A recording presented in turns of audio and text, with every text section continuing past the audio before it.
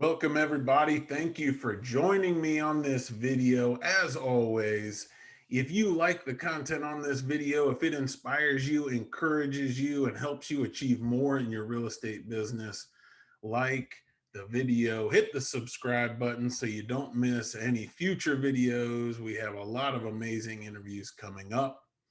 And so without further ado, we'll jump right in.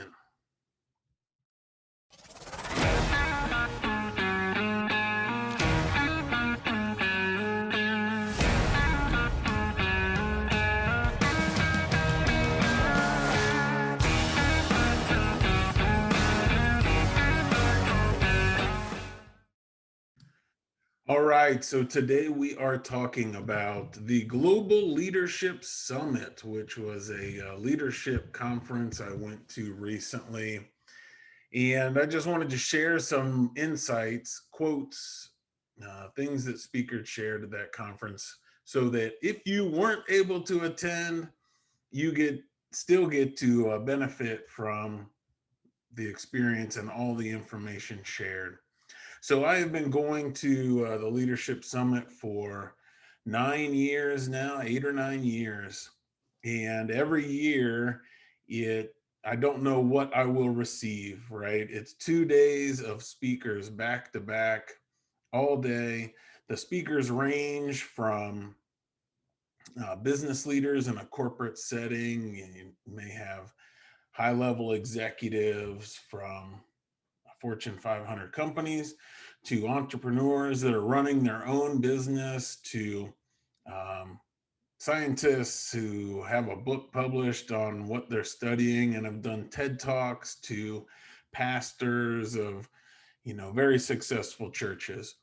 And so the background of the speakers varies widely, but every year they deliver amazing content and it's very inspirational for us as leaders, because truly us as leaders, whether we are a solopreneur out there doing it all on our own, or we have built a business where we have employees and we have staff and everything is handled whether we're there or not, either way, there is nobody above us giving us that encouragement, that direction. And so naturally, as the leader, we have times where we don't feel like pushing forward. We're struggling with what the next step is. We're second guessing whether we're on the right path, whether we're making the right decisions. And so it's always good to have other people feed into us as leaders, so that we're ready to dive back in. So, okay, a few of the speakers and just some really good insights that I thought they shared this year. The key speaker was Craig Groeschel, which he is a very successful pastor out of Oklahoma City. And he also was the source of the Bible app. If you have that on your phone or your tablet or whatever you like to use, and the U version Bible app. And so he leads, I don't know how many thousands every week. But he was speaking this week about how in the past year has had a lot of struggles that are abnormal for us as leaders, a lot of new challenges, things that were unforeseen. And so he said there were basically three things as a leader in uncertain times we have to come to grips with. One is pain. We have to accept that pain is part of the process, and there is no shortcut to get through a difficult season. We just need to embrace the suck or embrace the misery and trudge through it. The only way through it is through it, right? We can't go around it. We can't jump over it. We just have to get through it. Additionally, there's a lot of chaos in difficult times. And if we are a controlling type, which a lot of us are as leaders, as things become more chaotic, we gather more and more stress because we're trying to maintain control of something that we can't. It's impossible to control. And so we really have to come to terms with letting go. right? Those things that are outside of our control, we need to let go of, and we need to focus on what is within our realm of control. And that will give us a lot of freedom and help us focus on what truly matters or what will help us through this time quicker. And the third thing that we need to accept is uncertainty. And as leaders, we are always trying to look ahead, right? What is going to happen? I know in real estate, I'm always interested, are interest rates going up or down? Be hard to go down at this point, but when will interest rates start going up? And is inflation coming? The market is super hot. Is it going to collapse and prices drop? Or are we just going to see some inventory start to come in and prices will level out and then continue up again? We're always trying to predict what is on the horizon so that we can make decisions today to get where we want to be. And really, in this time, we have to accept uncertainty. We don't know. We don't know what COVID, how it'll influence the market. We don't know if the economy will start to be shut down again. We don't know if there'll be more surplus checks. We don't know what will happen with unemployment. We don't know what will happen with housing inventory. We don't know. It all could change tomorrow. It is very hard to predict. It is uncertain. And so we have to go in pretty much open hands, knowing that there is no way to definitively know. We make the best decisions today based on what we know, but we have to understand that that could change tomorrow. So it's all kind of short-term planning right now, right? At least for me personally, I know where I'm going. I know what my vision is. I know what I'm going to create. I know what business I'm going to build. And I know the path I'm on to get there. Now, this month versus next month, that could the steps that I take could change, but I know where I'm going either way. So that was encouraging, that if we are struggling, if we feel like things are chaotic and we're dealing with pain and we're frustrated and our residents are frustrated and maybe our lenders are frustrated, that that's part of the season. We need to accept it as part of the season and handle it as well as we can. All right, another speaker was Amy Poehler, who I've never heard before. And she has a book called Hello Fear. And apparently she was a media sensation because each day for however many days, I forget what it was, 100 days, I believe, on YouTube, she published a video where she overcame one of her fears, which is cool idea. And we all have those things that we struggle with. Usually we try to avoid them. And she demonstrated that we can overcome them. And a couple of great quotes that she had in her talk was, one, the enemy of success is comfort. And so when I heard that, I had to reflect on, am I feeling comfortable right now? Do I feel really stretched and uncomfortable, or do I feel like I'm hiding away and taking less risks given the uncertainties? And really, we all have to think about that. Given this season, whatever season we're in the market that it's in, are we taking a lot of risks? Are we stretching ourselves? Are we feeling really uncomfortable to where we can actually reach out and achieve success? Or are we pulling back in and seeking comfort and seeking the familiar? In which case, if we are pulling back in, we cannot attain success. We cannot find greatness by sitting in comfort, by avoiding those things we fear, by avoiding risk, right? Any risk, anything we fear, we are going to have to overcome to achieve greatness and success. So the question she ended with was, what would you be willing to get uncomfortable for? And it was a reminder to me because recently I redid my vision board. I had accomplished some of my big long term goals, and I needed to refocus on really what is, that big picture I was talking about. What is it I'm working towards?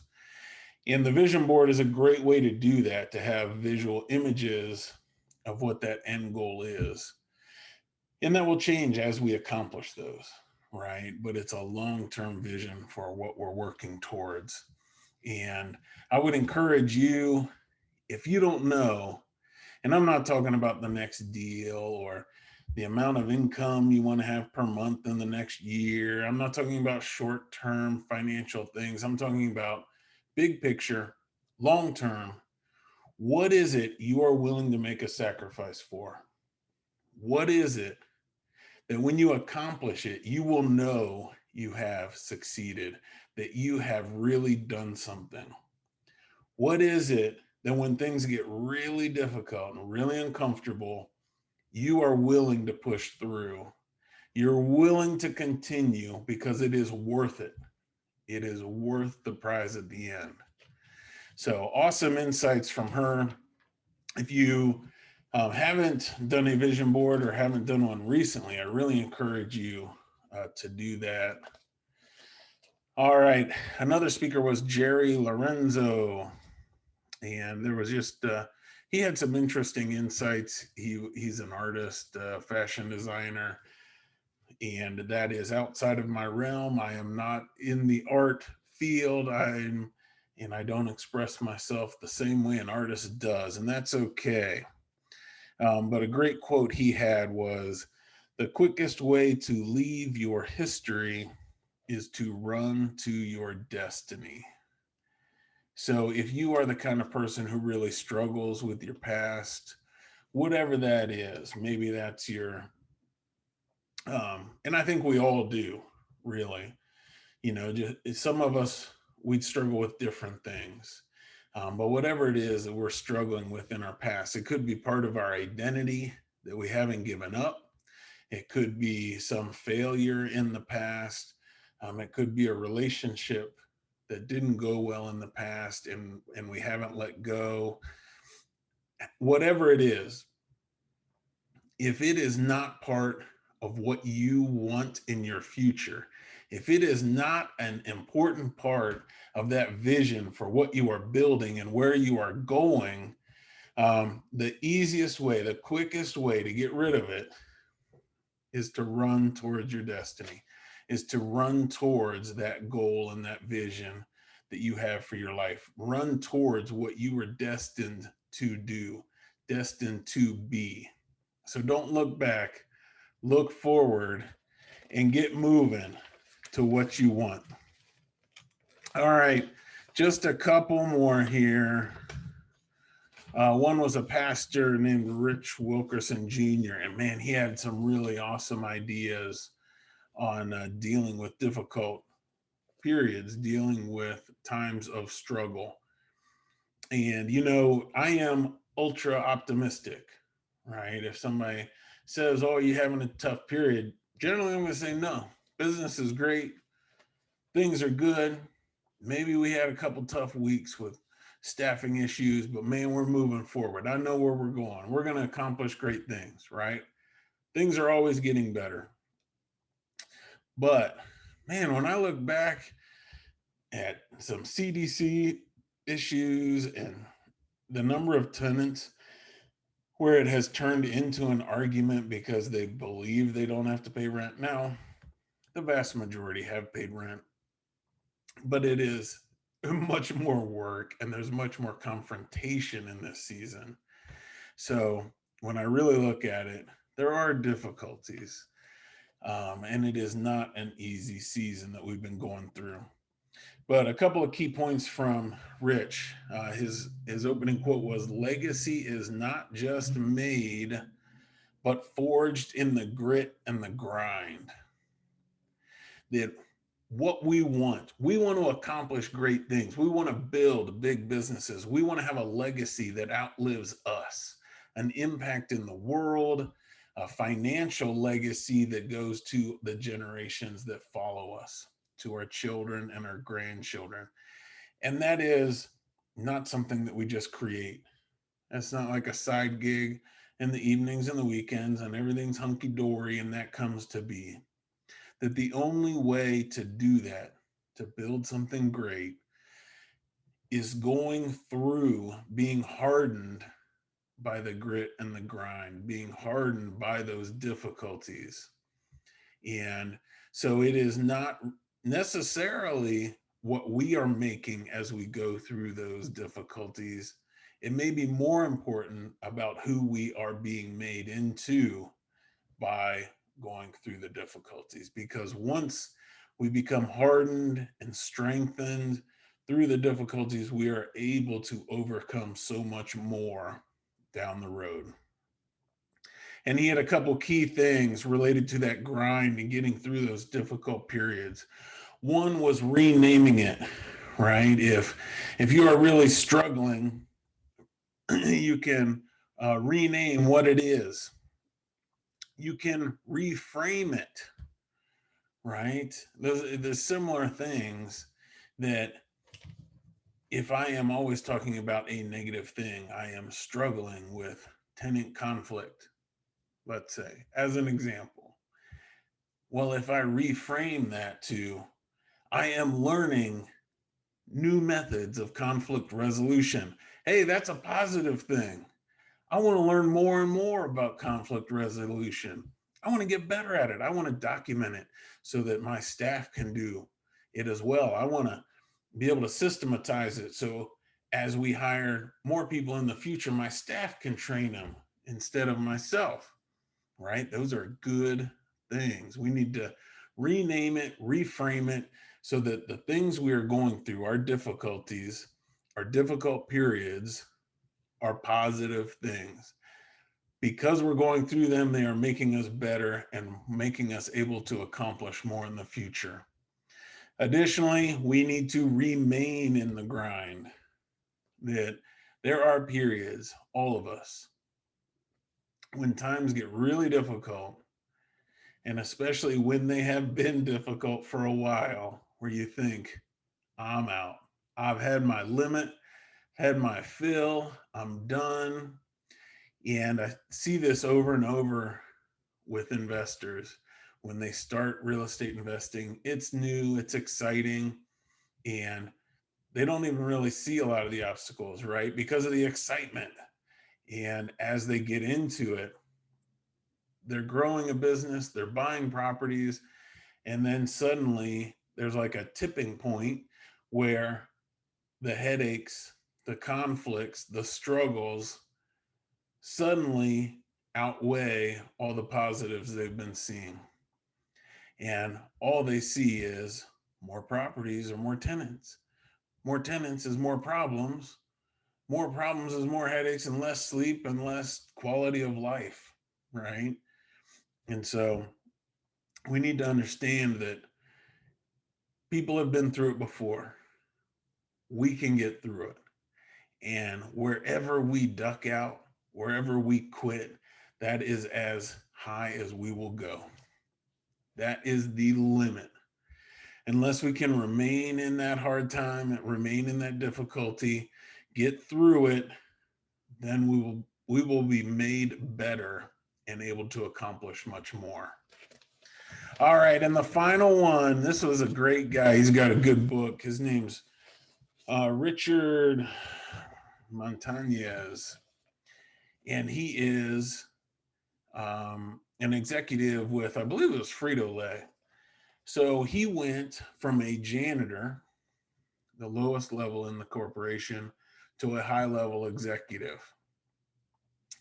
He doesn't have high education. He doesn't have big degrees. He doesn't have a massive network. He doesn't have any kind of pedigree from how he was raised or who he grew up with or where he grew up, but his story was amazing because he always had determination to get better.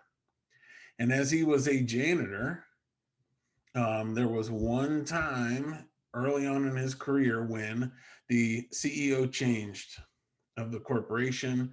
And during a speech, the CEO said, He wanted all employees to act as owners, find good ideas. And so Richard immediately asked one of the delivery drivers who delivered the chip bags to all the convenience stores, asked if he could ride along with him on one of his days off. So his next day off, instead of going home, taking it easy, sitting in that comfortable chair, he got up like normal, went to work on his day off, unpaid, and rode along with one of the delivery drivers. And as he was going, he was learning how to be a delivery driver, what it was like, where they placed the bags, what the presentation should be like. And one thing struck him after doing that multiple times. It was that they had bags and bags and bags of these semi-bland chips, salty, let's say a Frito, or or even a Cheeto. You got cheese flavor and salt flavor. Frito, you got corn flavor and salt flavor. And then down the aisle, down that row, especially if it's a grocery store, there's a massive seasoning section where there's all these spicy seasonings. And especially in his area of Hispanic neighborhoods, there was more seasoning, right?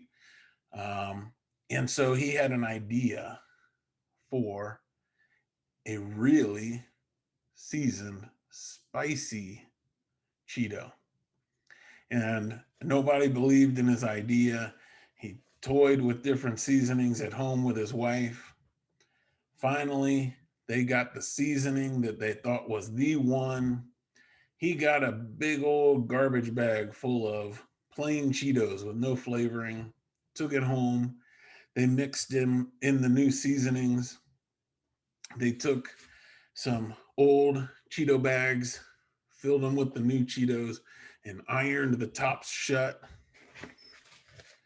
And he presented it.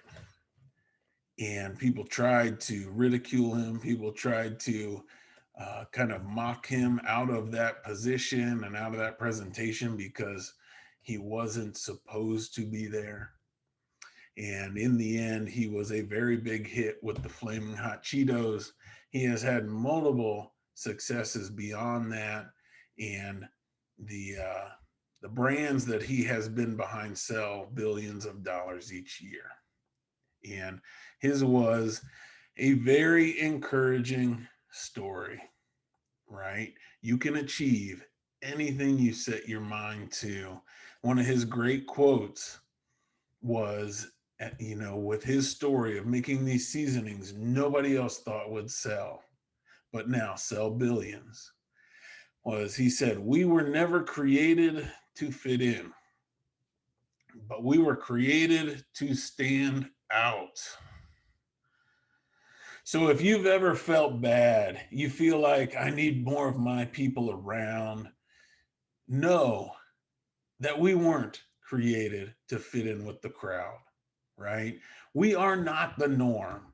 We want big things. We dream of creating big things and overcoming big obstacles and seeing big goals through. We are not the norm, and we should never try to be the norm. We should accept that we will stand out. We will sound different than everybody around us. We need to be willing to look ridiculous, to look like nobody else around us. And one last encouragement for you guys, if you are struggling with that, and you want a place where you do fit in, where you meet weekly with other investors who are trying to accomplish big things, who are learning from each other, have a shared perspective, and really encourage each other, definitely check out the Elevate Mastermind group. It is honestly one of the best hours of my week, and I know it would be for you too. So, all right, I hope that helps. Hope that's been some inspiration for you. You feel fed, energized, ready to get out there and tackle it for another week. All right. I'll see you next time.